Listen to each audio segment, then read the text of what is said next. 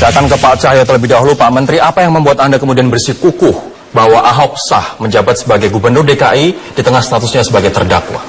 Terima kasih Mas Odi. Yang pertama, selama 2 tahun saya menjabat Mendagri, banyak beberapa kebijakan, keputusan yang saya laporkan kepada Bapak Presiden yang terkait kepala daerah yang tersangkut permasalahan hukum. Kalau itu urusan KPK, itu jelas 5 tahun dakwaannya. Langsung diberhentikan? Ya, begitu dia ditahan, langsung diberhentikan. Kalau OTT narkoba juga sama. Nah, ada 2 kasus yang pernah saya alami, yang salah satu gubernur, dia dituntut, didakwa di bawah 5 tahun. Baik. Intinya 8 bulan dia terdakwa. Ini di mana, Pak? Di Indonesia. Gorontalo. Ya, makanya tidak saya berhentikan sementara. Saya sampaikan ke Bapak Presiden. Karena kurang dari 5 tahun. Nah, khusus untuk Pak Ahok, ini yang saya harus baca.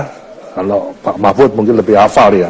Ya, pasal 83 Undang-Undang Pemerintah Daerah dengan pasal 156 Yunto 156A KUHP itu kan disebutkan bahwa paling lama 4 tahun dan 5 tahun. Sedangkan pasal 83 Undang-Undang Pemerintah Daerah menggunakan istilah paling singkat 5 tahun.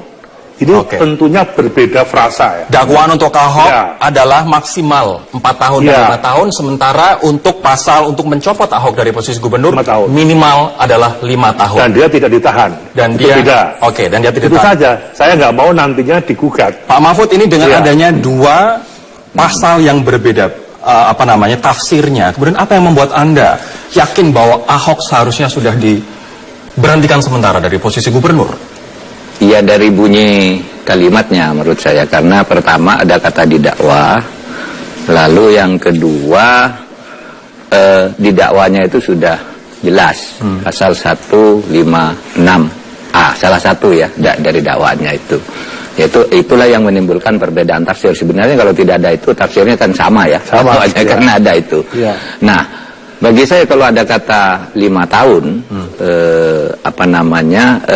paling singkat itu kan berarti yang di bawahnya tidak kena. Oleh sebab itu disebut setinggi-tingginya. Yang dikatakan ancaman setinggi-tingginya di KUHP itu menjadi serendah-rendahnya ancaman di dalam hukum tata negaranya. Artinya kalau sudah 5 tahun dikatakan ancaman dengan setinggi-tingginya 5 tahun, berarti yang di bawahnya tidak kena. Baik. Kan gitu kan, yang di atasnya kena semua kan. Ini gitu aja biar sebenarnya. Masyarakat clear begitu, kita akan menyajikan kembali tayangan grafik terkait dengan pasal dakwaan untuk Ahok dan juga pasal yang menjadi dasar Pak Mahfud MD dan juga mereka yang menyatakan Ahok harus diberhentikan sementara. Ini adalah pasal yang menjerat Ahok, pemirsa. Jaksa mendakwa Ahok dengan dakwaan alternatif. Yang pertama adalah pasal 156 KUHP, barang siapa di muka umum menyatakan perasaan permusuhan, kebencian atau penghinaan terhadap suatu atau beberapa golongan rakyat Indonesia diancam dengan pidana penjara paling lama 4 tahun, maksimal 4 tahun, dan seterusnya.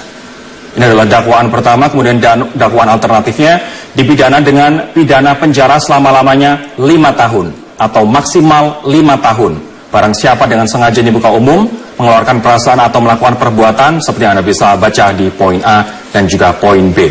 Nah, ini adalah dakwaan untuk Ahok.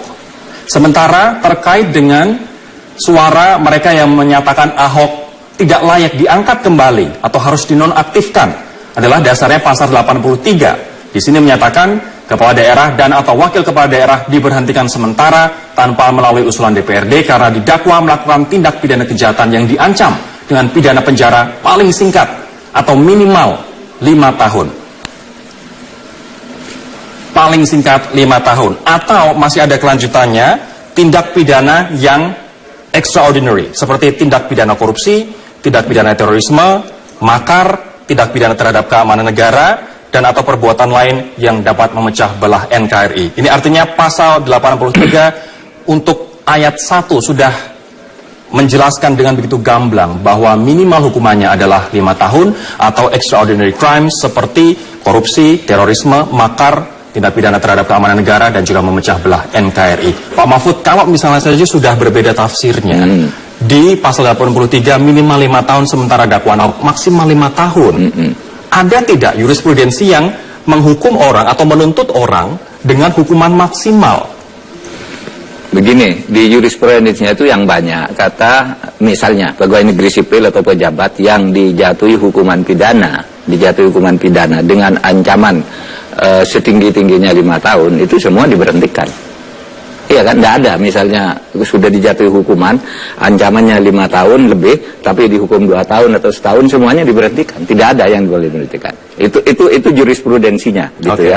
Bahwa 5 tahun itu ambang sebenarnya, 5 tahun itu ambang, bukan ancaman harus maksimalnya sekian, rendahnya sekian, tapi ambangnya begitu. Kalau untuk jabatan publik ya, karena beda dengan hukum pidana lah. Hukum pidananya itu memang ada asas legalitas, asas praduga tidak bersalah, itu penerapannya berbeda. Pak Cahyo, ini kasus Ahok memenuhi ambang yang dimaksud oleh Pak Mahfud tidak? Nah, saya lebih tegaskan, bukan dalam arti kami beda pendapat ya, bukan kami menyalahkan Pak Mahfud. Pengertian paling lama 5 tahun, itu artinya yang saya tangkap 5 tahun ke bawah atau kurang dari 5 tahun. Nah, ini kalau dihubungkan dengan pasal 83 Undang-Undang Pemerintah Daerah, dengan pasal 156 Yungto 156A, maka dapat dirangkaikan dengan bahasa yang paling mudah.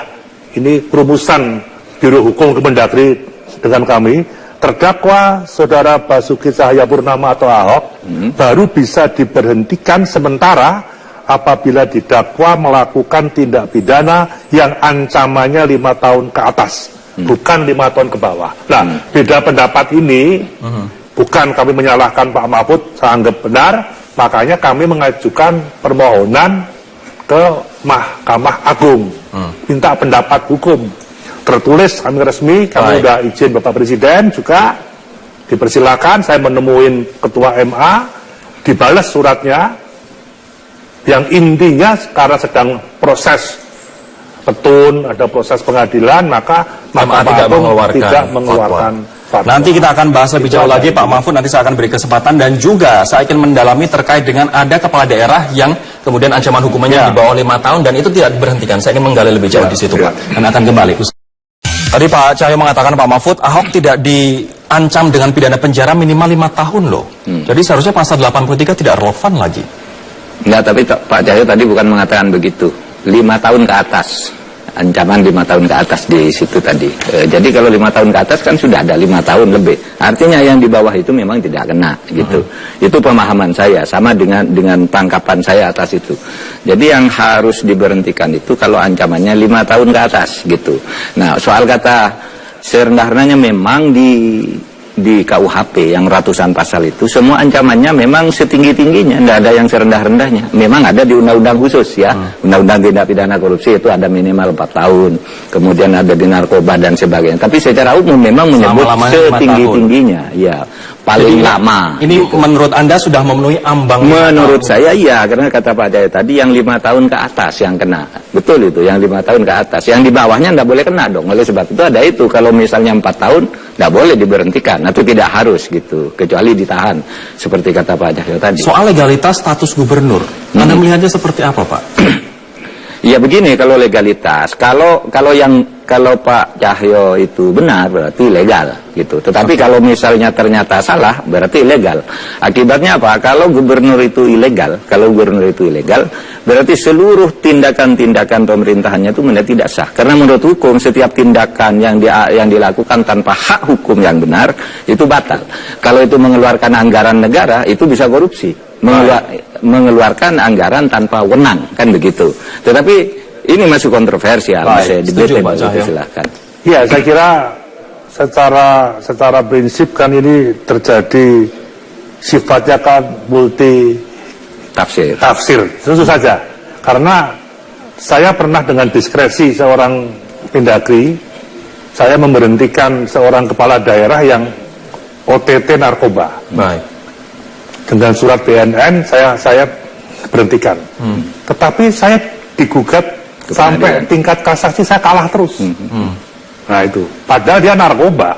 Satu, yang kedua, ada seorang kepala daerah yang hanya dituntut 8 bulan.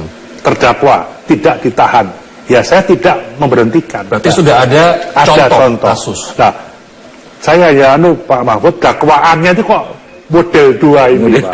2. Nah, saya nggak mau, Pak. Kalau saya memang berpegang pada 5 tahun tadi, oke, setinggi-tingginya, karena pada prinsipnya itu jelas bahwa ancamannya itu 5 tahun ke atas, bukan 5 tahun ke bawah, begitulah. Ya. Kalau saya berhentikan, kalau nanti tuntutan jaksa penuntut umum setelah saksi-saksi di sidang 4 tahun, habis saya, Pak. Saya pasti digugat. Ini yang Anda tadi mengatakan bahwa Anda Ya. siap mundur jika keputusan Anda ini dianggap salah. Betul, Iya, Pak? maka saya 2 kali lapor ke Presiden, diantar Pak Mensekre, Pak, kalau saya salah, namanya boleh tafsir.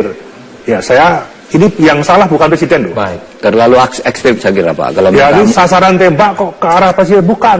Arahnya ke saya saja. Baik. Saya kan jangan sampai ke Presiden. Pak Mahfud, loh, ada gitu contoh aja. kasus loh di Gorontalo Iya. yang dia hanya didakwa kemudian 8 bulan dan tidak dicopot sementara dari posisi gubernur. gubernur ya.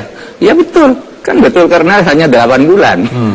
Saya hafal yang Gorontalo itu ancamannya, pidananya itu 317. Apakah kemudian menunggu 311. sampai tuntutan itu menurut Anda adalah langkah yang tepat, Pak? Menurut saya tidak. Kalau Gorontalo sudah benar Pak Cahyo, karena dia hanya didakwa 5 tahun ke bawah. Iya, 317 dan 311 Pak Rusli ya. Iya, Ya. Pak Rusli, Jadi memang dia tidak harus diberhentikan. Tapi yang Pak Ahok ini kan ada 5-nya. Ini ada yang 5 ke atas, ada yang 4 gitu. Baik. Nah, dari sudut itu Pak Cahyo betul keberhati-hatian. Tetapi saya sendiri memandangnya kan sudah ada dakwaan yang 5 tahun gitu. Sehingga perbedaannya terlalu situ. Tapi saya katakan terlalu ekstrim kalau hanya karena itu Pak Cahyo mau mundur gitu. Baik. Pak Cahyo itu termasuk salah seorang menteri yang terbaik di kabinet. Jangan mundur hanya karena Enggak, Pak, itu. saya nggak mau ini mengorbankan Bapak Presiden. Ini kan menimbulkan kegaduhan. Makanya saya tadi sampaikan kepada Pak Ketua, Bapak, pendapat Pak Mahfud dan kawan-kawan itu benar. Pendapat Pak Refli dan kawan-kawan itu benar. Maka memungkinkan nggak Bapak Ketua MA membuat fatwa? Beliau jawab, wah tidak mungkin, karena masih ada gugatan ke Petun dengan pertimbangan tata negara. Pak Cahyo, Ini, itu, kalau itu, misalnya ya. ini kemudian sudah dibawa, sudah ada 2 kelompok masyarakat yang mengajukan gugatan ke PT UN, Anda yakin pemerintah menang, Pak? Nggak yakin, ini kan tergantung pengadilan nanti. Ini kan baru saksi-saksi. Anda Habis tidak saksi nanti ada jaksa penuntut umum. Kita lihat Oke, nanti. proses masih Saya panjang. yakin jaksa tidak akan, ya ini pemahaman saya Pak Mahfud, tidak akan mungkin dituntutan akan ada 2 alternatif kan. nggak akan mungkin. Baik, kita nanti Itu akan aja saya kira. kembali Bapak-Bapak dengan bagaimana penyelesaian dualisme tafsir ini agar kasus Ahok bisa benar-benar jelas dan juga tidak menyalahi. Banyak gubernur atau kepala daerah yang statusnya terdakwa kemudian langsung diberhentikan sementara seperti Gubernur Sumatera Utara Syamsul Arifin, Riau Anas Makmun, Gubernur Banten Ratu Atut Khosyah, dan juga Gubernur Sumut yang lain yakni Gatot Pujo Nugroho. Tapi kasus mereka adalah kasus korupsi yang dalam pasal 83 mereka harus langsung diberhentikan sementara. Nah, pertanyaan kemudian Pak Mahfud, apakah gubernur yang diberhentikan dengan status terdakwa kasus korupsi kemudian bisa disama posisikan dengan Ahok yang dia tidak melakukan korupsi, Pak? Itu bisa karena tidak hanya pada kasusnya sebenarnya. Kalau yang pertama itu diancam dengan ancaman pidana setinggi-tingginya 5 tahun gitu. Tapi kasus gubernur yang disebut tadi memang betul langsung diberhentikan karena langsung ditahan kan. Tersangka kan ditahan gitu. Atut juga sebelum ditahan kan belum gitu. Masih lama juga itu mundurnya. Ya. Iya kan? Masih Ditahan berjabat, pun ya. belum, masih lama gitu. Karena logikanya memang begitu. Tapi begini Pak, di luar pendekatan hukum pidana yang tadi dikatakan, sebenarnya ada asas-asas dalam hukum tata negara. Saya kira dulu Pak Cahyo masih di MPR ya ketika keluar TAP MPR nomor 6 tahun 2000. Di situ isinya etika kehidupan berbangsa, pejabat publik yang membuat kebijakan kontroversial dan mendapat sorotan tajam di tengah masyarakat harus berhenti. Itu TAP MPR-nya masih berlaku. Ini sampai artinya sekarang. dasar ini juga harus digunakan. Iya dong, hukum tata negara ini. Untuk Kalau itu memberikan tadi sementara. asas legalitas apa Oke, itu kan, kalau kan ini hukum hukum tata pidana. negara. Sebentar dulu, ada TAP MPR nomor 8. Tentang tahun 2000 juga yang isinya itu Walaupun pegawai- kegaduhan itu belum dibuktikan Iya, secara iya. hukum bahwa dia melakukan penodaan agama itu, Pak Iya, Mahfud. iya, itu bunyinya jelas. Seorang pejabat publik dan pegawai negeri sipil yang terlibat tindak pidana dikenakan tindakan administratif meskipun pengadilan belum memutus. Itu sampai sekarang berlaku. Pak Cahyo, Ini hukum tanggapannya tata Pak negara Cahyo. ya, hukum tata negara. Iya, saya kira pada saat saya melapor kepada Bapak Presiden dengan Pak Menseknek ya, Bapak Presiden dengan arif mengatakan, menginstruksikan pada saya cobalah dicari jalan untuk merevisi pasal 83 itu. Sehingga tidak terjadi multitafsir, menghormati berbagai Ini pendapat. jalannya akan panjang Pak, melalui Perpu misalnya. Ya bisa Perpu, bisa merevisi undang-undang. Toh sekarang sedang ada panja RUU pemilu yang bisa sinkron, bisa langsung bisa masuk. Dari sisi tata negara benar Pak Mahfud tadi. Tapi ini kan ranah pidana masalahnya. Itu aja. Jadi maka Pak Presiden minta ke saya, Pak Mendagri coba direvisi supaya Ini tegas. Selain rencana merevisi itu, ini artinya saat ini pemerintah menunggu putusan PT UN atau menunggu tuntutan, yang mana yang akan dipertimbangkan terlebih dahulu Pak? PT UN nggak ada kaitannya ya. Tidak ada kaitannya, Tapi itu walaupun dua organisasi sudah itu mengajukan gugatan. Satu proses yang itu kami siap untuk. Tapi kami ingin menunggu proses persidangan ini dulu. Artinya sampai tuntutan muncul baru iya, baru status berapa? Ahok jelas. Itu aja saya kira. Menunggu sampai tuntutan Pak Mahfud. Pendapat Anda seperti apa Ya Pak? itu pilihan politik Mendagri dan pemerintah ya. Itu terserah aja, nanti kan akan ada perkembangan dengan segala konsekuensinya. Kalau saya ya tetap dalam pandangan saya, dan itu sudah banyak berlaku terhadap masa lalu, kata 5 tahun itu berlaku terhadap pejabat-pejabat yang selama ini diberhentikan karena ancaman, bukan karena hukuman. Banyak pejabat yang dihukum hanya 2 tahun, tapi karena ancaman tinggi diberhentikan gitu. Karena bunyi undang-undangnya begitu. Tapi langkah kemudian pemerintah untuk menunggu tuntutan, Anda setuju? Nah itulah sebabnya saya termasuk yang tidak setuju. Meskipun itu pilihan dari pemerintah. Saya sendiri sejak awal tidak setuju, karena bunyinya dakwaan, bukan tuntutan.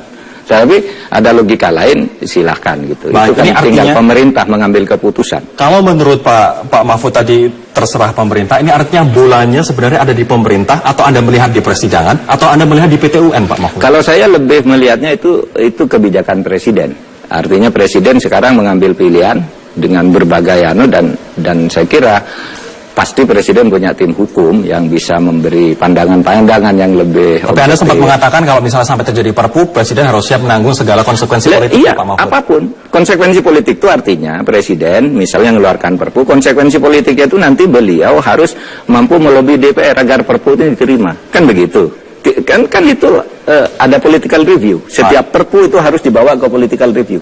Konsekuensi politiknya berdebat. Dan saya meyakini apapun Perpu yang dikeluarkan presiden dengan konstelasi politik sekarang itu pasti bisa. Bolanya ada di presiden, kemudian tadi revisi pasal 83 yang diajukan akan seperti apa bentuknya Pak Cahyo? Kalau arahan kepada saya, coba ini direvisi, jangan sampai menimbulkan multitafsir. Ya mungkin ancamannya tidak usah ditulis. Tadi yang Pak Mahfud menyebutkan tetap MPR, begitu terdakwa, apapun terdakwa ya udah diberhentikan sampai keputusan hukum tetap. Tapi Anda setuju dikatakan bahwa bola ini keputusan sebenarnya di tangan presiden untuk melangkah seperti apa? Pemerintah dalam mengambil kebijakan kan ada kebijakan secara hukum. Dia tunggu proses pengadilan. Tapi juga mungkin ada pertimbangan filosofis, ada pertimbangan sosiologis. Tapi ini kan masalah hukum. Kami menunggu proses hukum, jangan sampai nanti ada gugatan. Kesimpulannya, ini kan saya sebagai anak buahnya Pak Jokowi kan menyampaikan ini loh Pak, pertimbangannya dari pengalaman saya.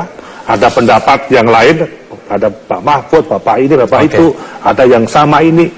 Nah, itu aja. Baik. Kalau dianggap salah, saya yang salah lah. Jangan langsung Siap, masyarakat menuju ke presiden. Baik, ini artinya saya siap. Kemendagri tetap akan menunggu tuntutan untuk Basuki Cahayapurnama. Supaya fair itu saja. Baik, terima kasih dan menanggung segala resiko tentunya nanti Pak Cahyo. Terima kasih Bapak-Bapak atas waktunya malam hari ini. Kita tunggu saja.